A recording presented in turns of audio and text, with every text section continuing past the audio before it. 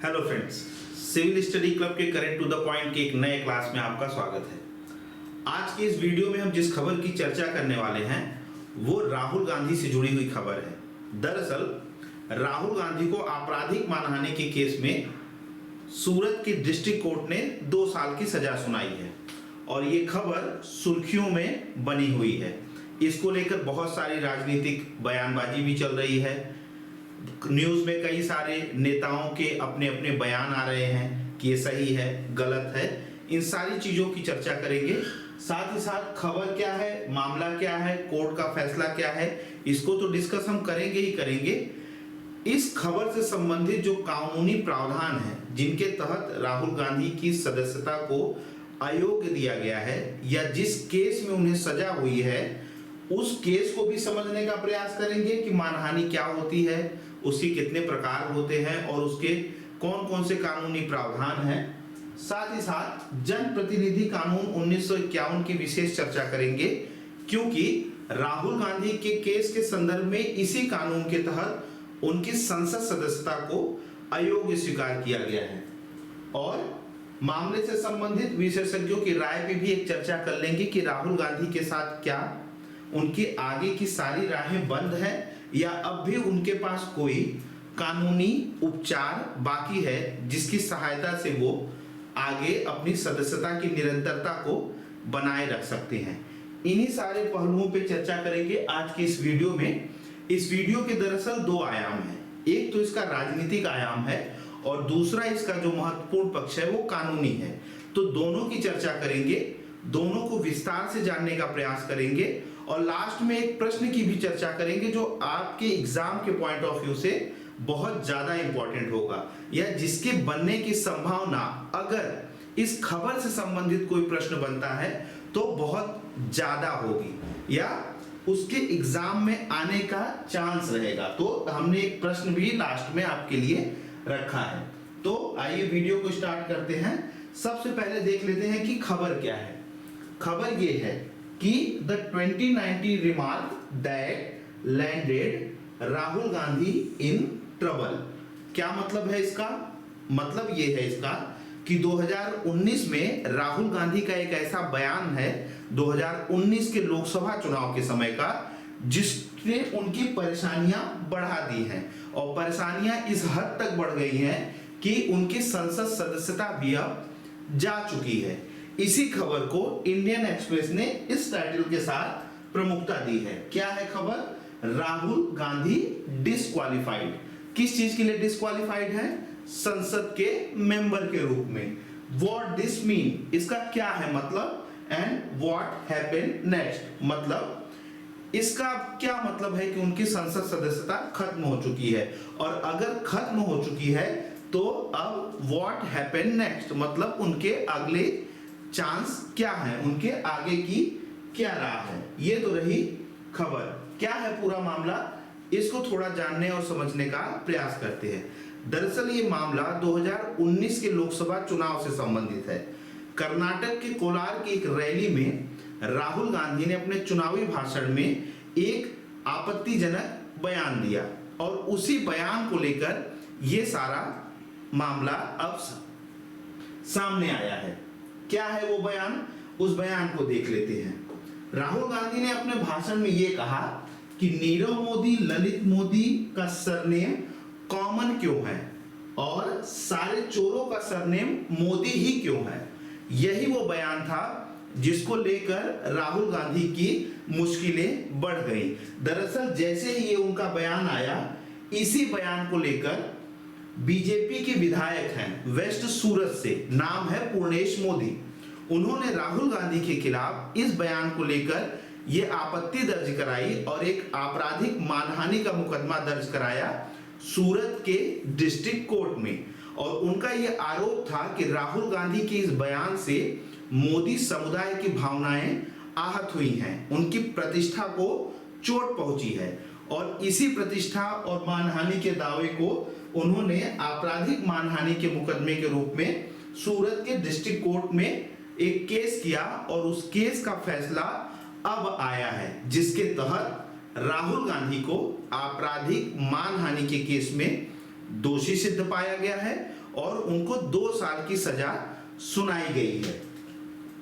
साथ ही आगे क्या हुआ है, कोर्ट का फैसला ये है कि सूरत के chief judicial magistrate H Verma ने इस सारे केस से संबंधित जो भी सुनवाई थी, उस सुनवाई को उन्होंने 17 मार्च तक पूरा कर लिया था।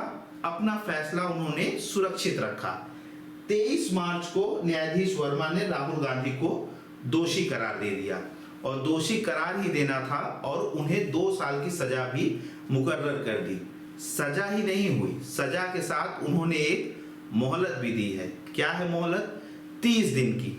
राहुल गांधी को कोर्ट ने 30 दिन की एक मोहलत दी है ऊंची अदालत में अपील करने का, कि वो कोर्ट के इस फैसले के खिलाफ ऊंची अदालत में अपील कर सकते हैं, और तब तक जब तक कि वो अपील करते हैं उन्हें 15,000 रुपए के एक बॉन्ड पे जमानत भी दे दी गई है। तो राहुल गांधी के पास विकल्प है इस कोर्ट के फैसले के विरुद्ध ऊंची अदालत में जाके केस करने का और अपनी न्यायिक लड़ाई लड़ने का। ये तो था पूरा मामला। बयान से संबंधित बयान हुआ तो उसके खिलाफ क्या मुकदमा दर्ज हुआ, और अगर मुकदमा दर्ज हुआ तो उसका क्या फैसला आया। ये तो था इस खबर से संबंधित राजनीतिक पक्ष, जो मैंने आपको वीडियो के क्लास के स्टार्टिंग में ही बता दिया कि 2 पक्ष हैं।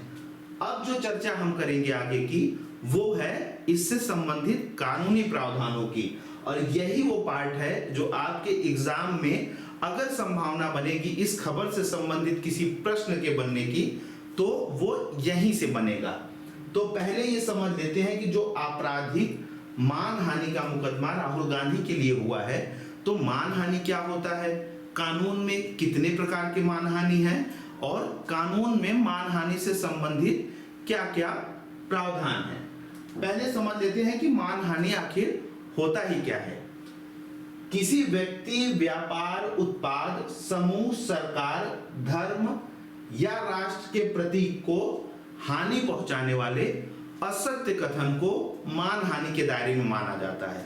इसको सरल भाषा में यूं समझ लीजिए कि अगर आपके बयान से किसी व्यक्ति, राष्ट्र, संस्था या समूह के भावनाएं या उनकी मान मर्यादा का हनन हुआ हो, तो ये मानहानि के दायरे में आता है।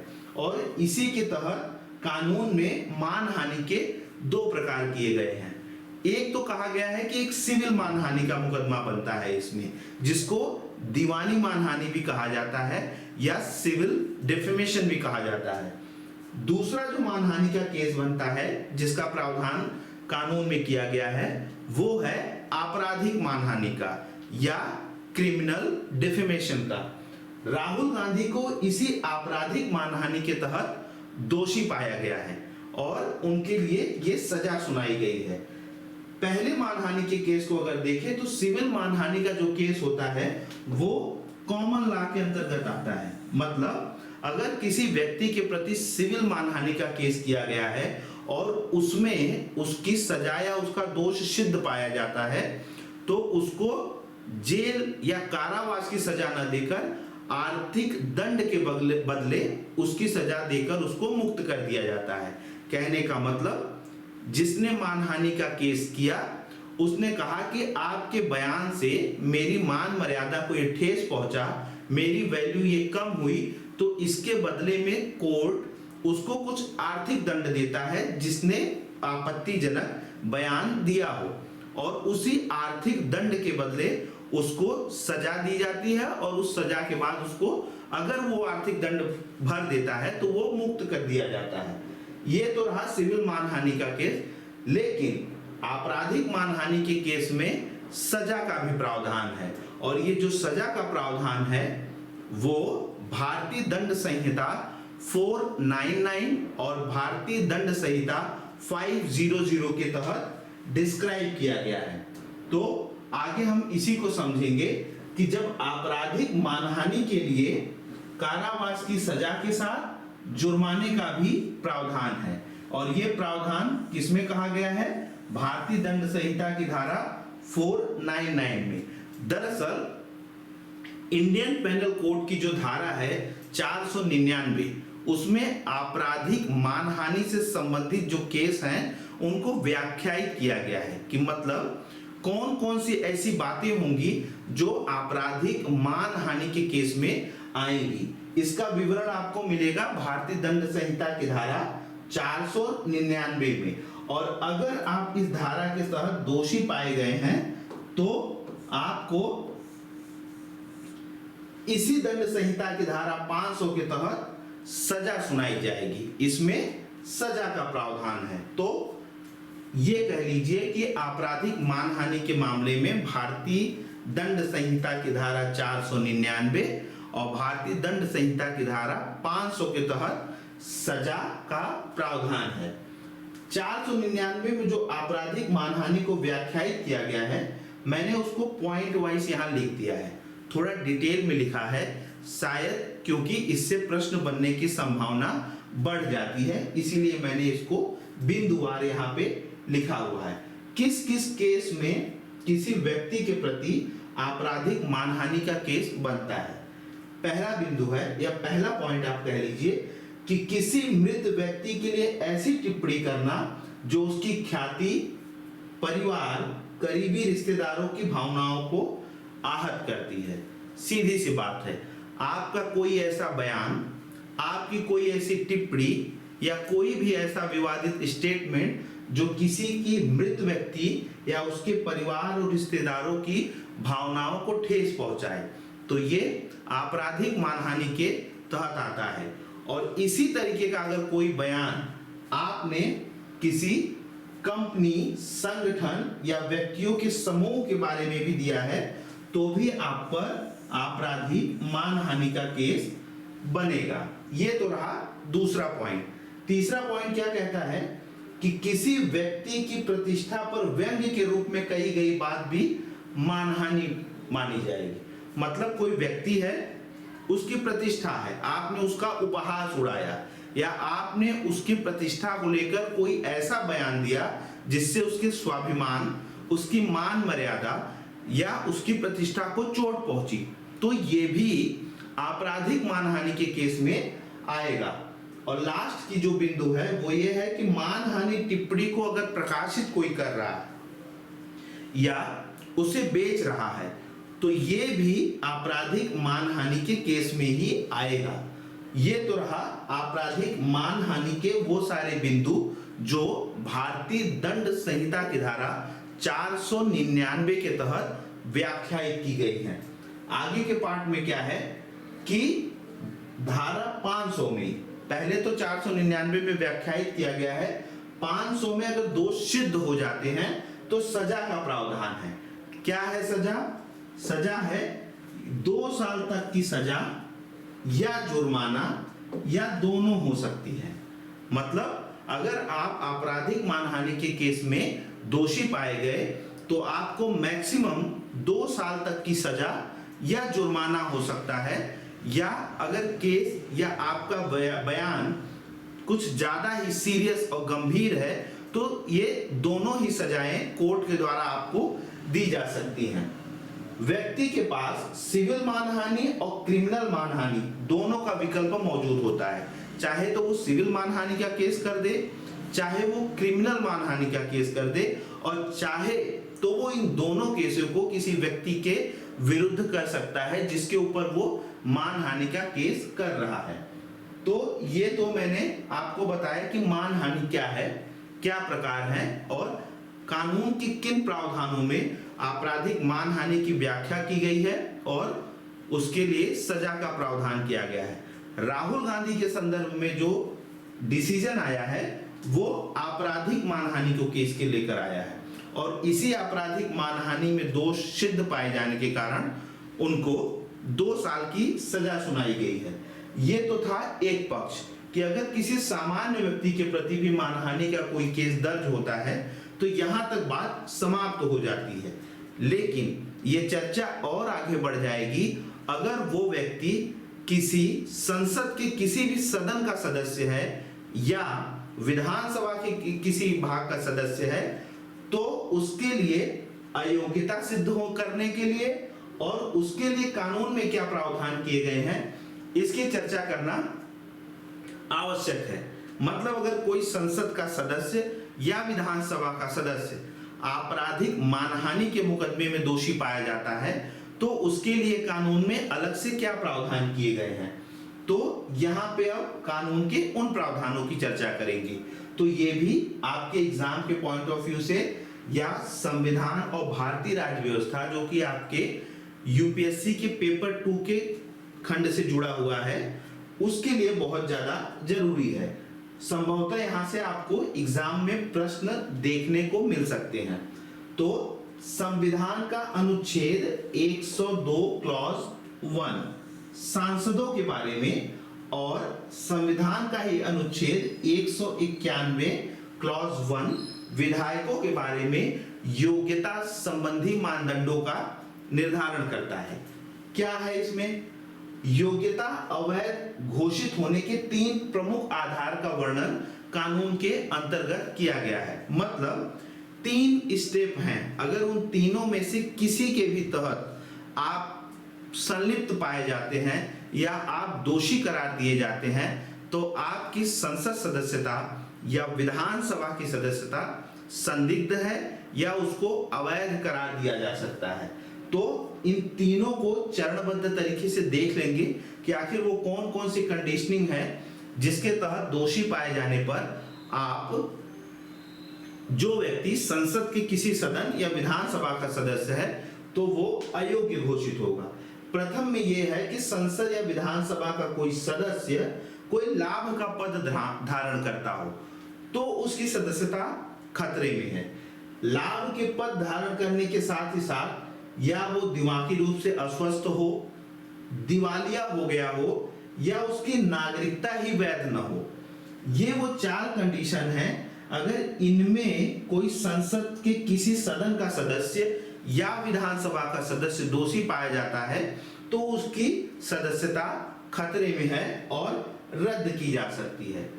दूसरा जो है वो है दल बदल कानून।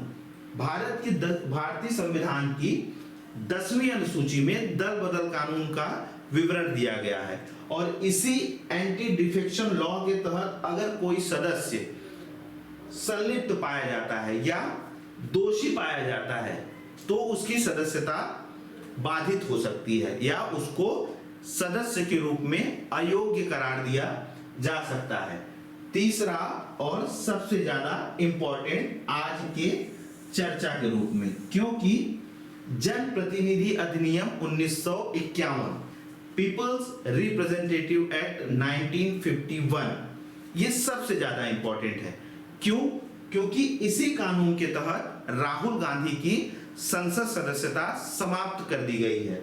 लोकसभा सचिवालय की तरफ से नोटिफिकेशन आया है और उसमें इसी कानून के तहत, क्योंकि यही कानून है जो ये प्रावधान करता है कि अगर किसी संसद के किसी भी सदन के सदस्य के या विधानसभा के सदस्य को 2 साल या उससे ज्यादा की सजा होती है तो उसकी संसद सदस्यता या विधानसभा सदस्यता समाप्त कर दी जाएगी। इस कानून के तहत कुछ धाराएं हैं, मैंने उन धाराओं को भी लिख दिया है और बाद में साथ ही उस धारा की भी चर्चा करेंगे, उन क्लॉज की भी चर्चा करेंगे जो राहुल गांधी के केस में अप्लाई की गई है।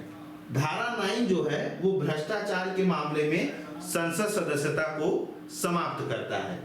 जनप्रतिनिधि कानून 1951, इसी कानून का धारा 10 जो है वो चुनावी खर्चे में गड़बड़ी के आधार पर अगर किसी सदस्य की संलिप्तता पाई जाती है या चुनाव के समय चुनाव आयोग द्वारा निर्धारित खर्चे में अगर किसी सदस्य की अनियमितता पाई जाती है या वो किसी प्रकार की खर्चों की गड़बड़ी में पाया जाता है संलिप्त, तो भी उसकी सदस्यता समाप्त कर दी जाएगी। जनप्रतिनिधि कानून 1951 की धारा 10 के तहत।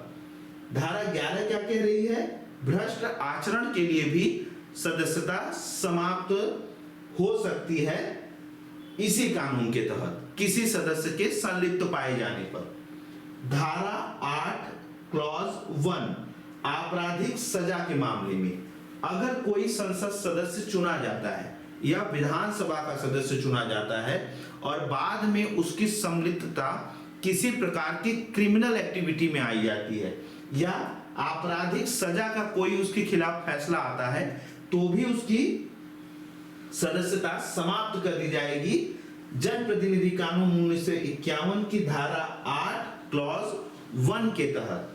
विशिष्ट अपराध, शत्रुता को प्रोत्साहन, चुनाव में अनुचित प्रयोग, धारा के ये सब क्लॉज हैं, इनके तहत भी सदस्यता समाप्त होने का खतरा है। तो ये तो रहा जनप्रतिनिधि कानून 1951 की कुछ धाराओं का उल्लेख। लेकिन इसके आगे जो धाराएं हैं वो राहुल गांधी के केस में अप्लाई की गई हैं, उनको आपको ध्यान से सुनना चाहिए। धारा 8 का क्लॉज 3 के अनुसार किसी सांसद या विधायक को आपराधिक मामले में 2 साल या इससे ज्यादा की सजा मिलने पर उसकी संसद सदस्यता खत्म कर दी जाती है, क्योंकि राहुल गांधी को आपराधिक मानहानि के केस में 2 साल की सजा सुनाई गई है। इसीलिए पीपल्स रिप्रेजेंटेटिव एक्ट 1951 की धारा 8 क्लॉज 3 के तहत उनकी संसद सदस्यता समाप्त कर दी गई है। इसमें एक रियायत भी है धारा 8 के क्लॉज 4 के तहत। क्या है वो रियायत? कि सांसद या विधायक 3 महीने के भीतर ऊंची अदालत में अपील कर सकता है अगर उसके विरुद्ध कोई फैसला आया है और इस अपील तक उसकी संसद सदस्यता या विधानसभा की सदस्यता बरकरार रहती है। उसकी सदस्यता तब तक अवैध नहीं मानी जाएगी जब तक वो अपील कर रहा है। लेकिन अगर अपील नहीं कर रहा है तो ऐसे स्थिति में उसकी संसद सदस्यता या विधानसभा की सदस्यता समाप्त कर दी जाती है। तो ये एक लीगल रेमेडी भी है उन सारे मेंबर ऑफ पार्लियामेंट, उन सारे मेंबर ऑफ लेजिस्लेटर को अपने फैसले के विरुद्ध एक न्यायिक उपचार के रूप में आप कह सकते हैं कि उनके पास एक विकल्प मौजूद रहता है। राहुल गांधी के संबंध में जो फैसला आया है या उनके ऊपर ये जो आपराधिक मानहानि का दोष सिद्ध पाया गया है, इसके संबंध में जब विशेषज्ञों की राय पे अगर एक दृष्टि हम डालें तो विशेषज्ञों का ये कहना है कि राहुल गांधी की संसद सदस्यता तब तक खतरे में नहीं है यदि उच्च न्यायालय दोष सिद्धि पर ही रोक लगा दे। समझने का प्रयास करेंगे। फैसला दिया है सूरत की डिस्ट्रिक्ट कोर्ट ने, ऊंची अदालत में मतलब सेशन कोर्ट, उसके बाद हाई कोर्ट और उसके बाद सुप्रीम कोर्ट, 3 शीर्ष अदालतों में राहुल गांधी को अपील करने का विकल्प मौजूद है। लेकिन उनकी संसद सदस्यता तभी बरकरार रह सकती है जब कोर्ट दोष सिद्धि मतलब जो उनको दोषी ठहराया गया है उसी को अवैध करार दे दे, तब तो उनकी संसद सदस्यता बरकरार है। लेकिन अगर न्यायालय ने सजा पर रोक लगाया है, दोष तो सिद्ध माना है लेकिन दोष के बाद जो सजा मुकर्रर हुई है उस पे रोक लगाता है, ऐसे कंडीशन में राहुल गांधी की संसद सदस्यता बचने के आसार कम हैं, क्योंकि अगर सजा पे रोक लगती है तो ये एक प्रकार की जमानत देने जैसा होता है जिसमें आप निर्दोष सिद्ध नहीं होते।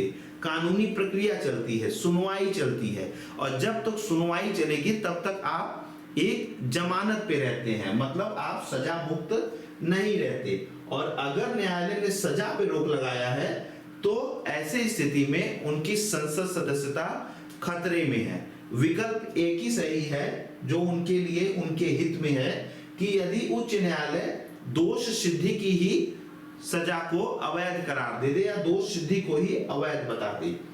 तो ये तो था पूरा मामला राहुल गांधी से संबंधित, उनका बयान, उनके बयान से संबंधित पूर्णेश मोदी का आपराधिक मानहानि का केस सूरत के जिला कोर्ट में, फिर उस कोर्ट का डिसीजन, मानहानि के वो प्रावधान, जनप्रतिनिधि कानून के क्या प्रावधान है, इन सारी चीजों की चर्चा हमने इस वीडियो में की, डिटेल में की। आशा करता हूं कि आपको ये चीजें समझ में आई होंगी। ये पूरा मामला क्या है, इससे संबंधित कोई भी डाउट रहा होगा वो क्लियर हो गया होगा। अंतिम में मैंने आपके लिए एक प्रश्न रखा है, वो ये है कि भारतीय संविधान में वर्णित प्रावधानों का उल्लेख कीजिए जो संसद के सदस्यता संबंधी मानदंडों का निर्धारण करते हैं। इस पूरी क्लास को अगर आप ध्यान से देखेंगे तो आपको इस प्रश्न का उत्तर बड़ी ही सरलता से मिल जाएगा और बहुत संभावना है कि अगर इस खबर से संबंधित कोई प्रश्न बनता है आपके एग्जाम में तो वो इन्हीं कानूनी प्रावधानों के तहत ही बन सकता है या इन्हीं कानूनी प्रावधानों पर बन सकता है। तो आज की वीडियो में सिर्फ इतनी ही है चर्चा। नेक्स्ट वीडियो में फिर किसी इंपॉर्टेंट टॉपिक के साथ आपके सामने उपस्थित होऊंगा। तब तक के लिए शुक्रिया। तैयारी करती रहिए, एग्जाम का समय पास है, अपनी तैयारी को और धार दीजिए और साथ ही साथ हमसे जुड़िए। अगर कोई भी क्वेश्चन हो तो आप कमेंट बॉक्स में लिख सकते हैं। Thank you.